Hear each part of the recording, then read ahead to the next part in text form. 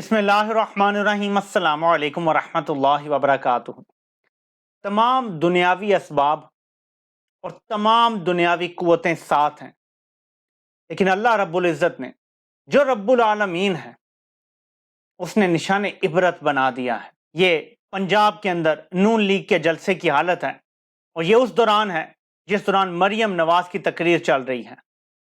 ये आपको सारा नज़र आ रहा है, खाली जगह, कुर्सियाँ खाली पड़ी हुई हैं। मुश्किल से 3 से 4 हज़ार बंदा, बहुत ज़्यादा भी अगर आप कर दें तो इतना बंदा आया है और ये मरियम नवाज की तकरीर चल रही है। ये आप देख सकते हैं, ये खाली कुर्सियां पड़ी हैं, पीछे मैंने आपको सारा दिखाया है वीडियो में।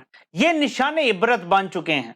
ये हालत इनकी अगर पंजाब के अंदर हो गई है तो सोचें कि ये खानदान निशाने इबरत बन चुका है पाकिस्तानी सियासत में। कब तक ताकतवर लोगों के बलबूते पे ये अपनी सियासत जिंदा रखेंगे?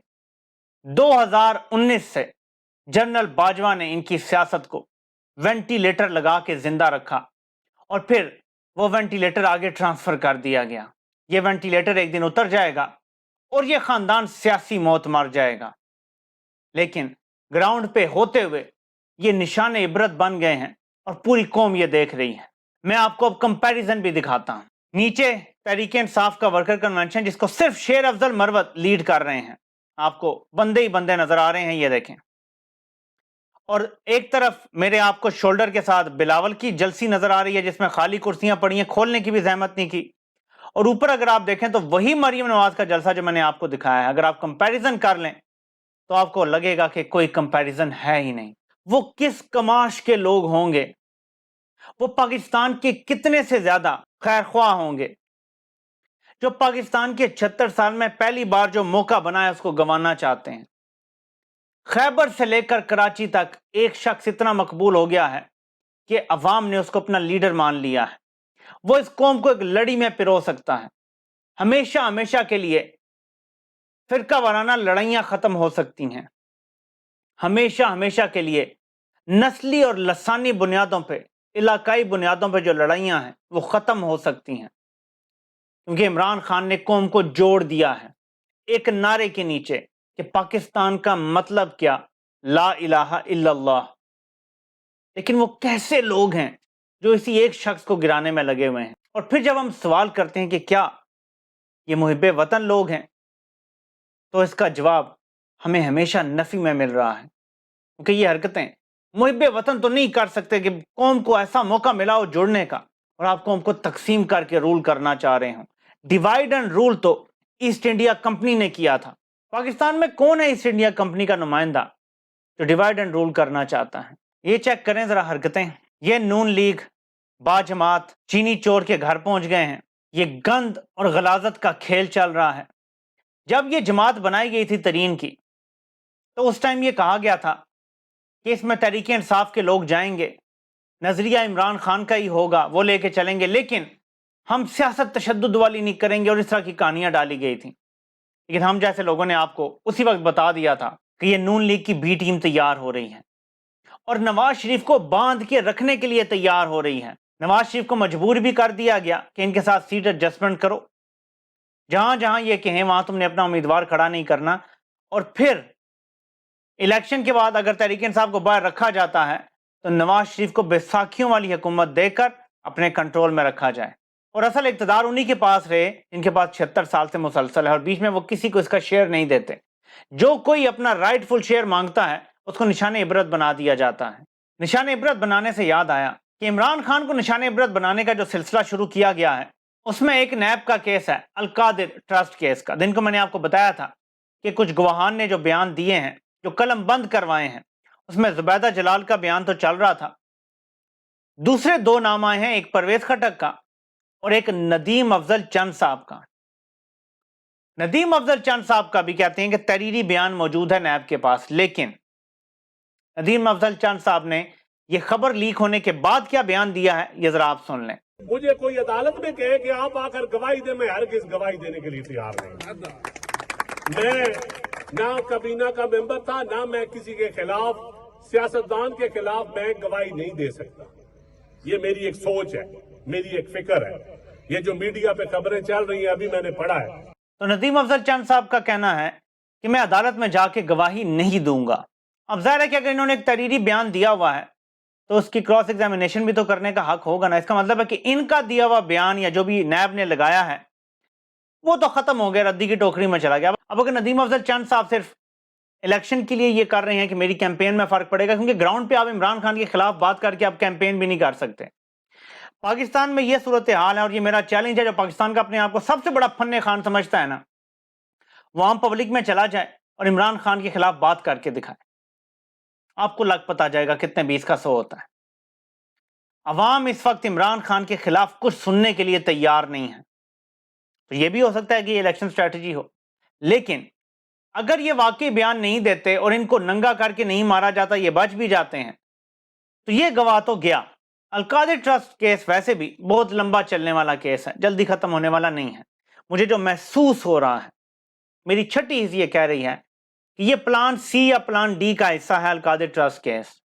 اب آپ پوچھیں گے کہ یہ کیسے, یہ کوئی کانسپریسی تھیوری ہے؟ نہیں, ڈاٹ کنیکٹنگ کر کے آپ کو بتا رہا ہوں, اور ہمیشہ آپ کو ڈاٹ کنیکٹنگ کر کے بتاتا ہوں.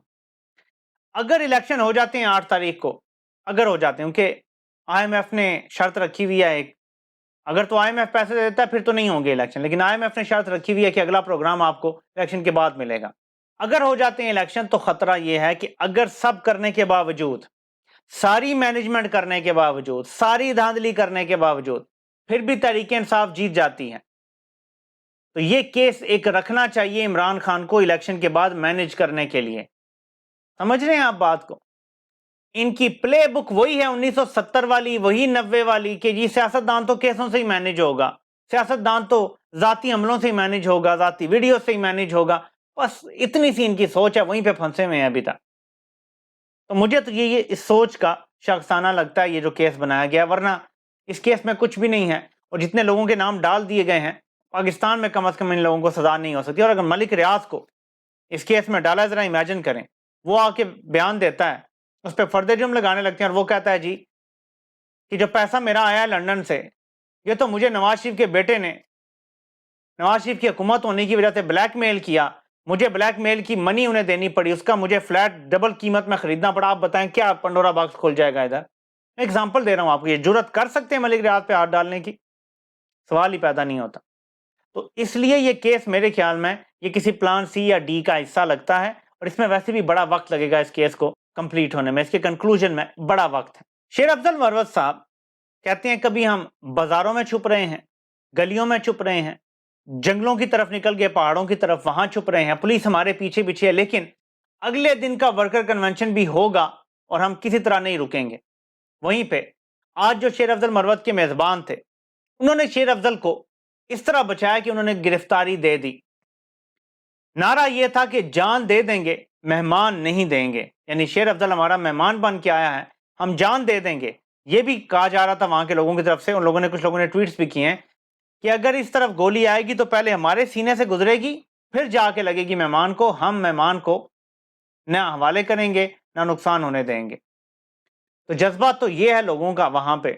اور امیجن کریں, پھر میں وہی بات کرتا ہوں کہ کس طرح کے لوگ پاکستان کے اوپر مسلط ہو گئے ہیں. ایک ایسا علاقہ جہاں کسی وقت بدترین شورش پیدا ہوئی ہوئی تھی, وہاں کے لوگ بھی اس کے ساتھ جڑے ہوئے ہیں. کراچی جہاں کبھی آپ ایم کیو ایم کے ساتھ ایک جنگ لڑ رہے تھے, وہاں کے لوگ بھی اسی شخص کے ساتھ جڑے ہوئے ہیں.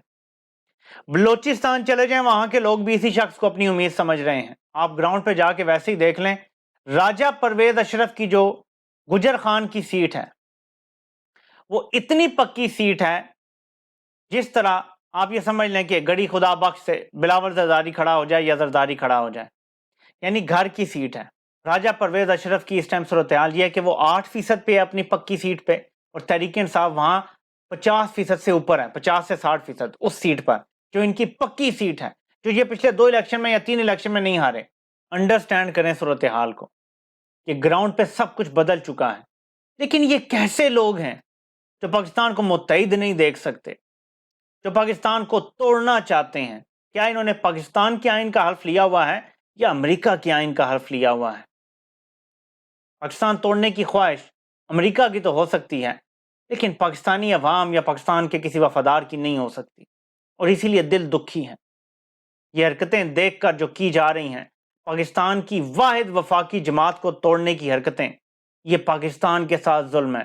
یہ آپ عمران خان پہ ظلم نہیں کر رہے، یہ اس قوم پہ ظلم کر رہے ہیں جس کو پہلی بار اکٹھا ہونے کا ایک چھتری کے نیچے موقع ملا ہے۔ یاد رکھیں یہ اتنا بڑا موقع ہے کہ قوم بھی اس بار پیچھے نہیں ہٹے گی، اور الیکشن جب بھی ہوں گے ٹکا کے بدلہ لے گی تمام مظالم کا۔ بڑا زبردست کچھ لکھا ہے، ایک تحریر ہے، ڈاکٹر وقاص نواز ان کا نام ہے، تو میں یہ پڑھ دیتا ہوں۔ جب آپ کو 25 مئی کے دل خراش منظر اور آنسو گیس کے شیلوں کی یلغار یاد آئے، جب آپ کو راوی پل سے نیچے گر جانے والا فیصل یاد آئے، جب آپ کو ذل شاہ کا دھمال اور اس دھمال کی وجہ سے اس پہ آنے والا وبال یاد آئے، جب آپ کو ارشد شریف کا سوال اور اس سوال پہ اس کا قتال یاد آئے، جب آپ کو عمران ریاض کمزور اور 48 کا ہوتے ہوئے بھی 70 سال کا نظر آئے، جب آپ کو جیل میں قید اپنے باپ کو یاد کرتے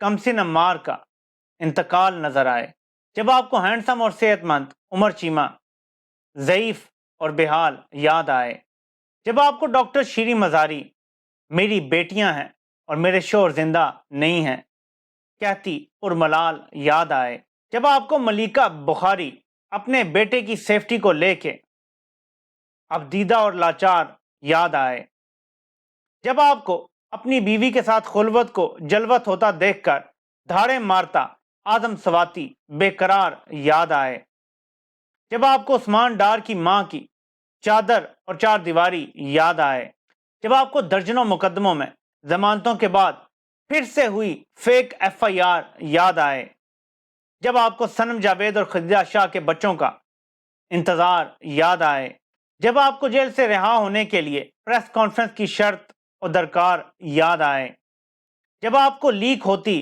آڈیو کال کی بھرمار یاد آئے، جب آپ کو عدلیہ خاموشی سے دوچار اور میڈیا کا بیوپار یاد آئے، جب آپ کو بے دریغ آئین توڑتی سرکار اور الیکشن کمیشن کا انکار یاد آئے، جب آپ کو سڑکوں پر بہنوں بیٹیوں کا گھسیٹنا لگاتار یاد آئے، جب آپ کو پرویز الہی کے گھر کے گیٹ کو توڑتی وہ بختر بند کار یاد آئے، جب آپ کو وزیر آباد حملے میں اپنے باپ کی لاش سے لپٹے 3 بچوں کا ملال ہر بار یاد آئے، جب آپ کو پردہ نشین بشرا بی بی کا موضوع سرے بازار یاد آئے، اور جب آپ کو خان کی گولی زدہ ٹانگ اور ظالم کے ہاتھ میں اس کا گریبان اور دستار یاد آئے، تو آپ نے خود کو اور اپنے گرد ہر احساس پانے والے کو یاد دلانا ہے، سمجھانا ہے اور منانا ہے کہ ووٹ بہترین انتقام ہے، ظلم کا بدلہ ووٹ سے۔ آپ سے انشاءاللہ پھر ملاقات ہوتی ہے۔ اللہ پاک آپ سب کا حامی و ناصر ہو۔ آپ سب کے سننے کا بہت بہت شکریہ۔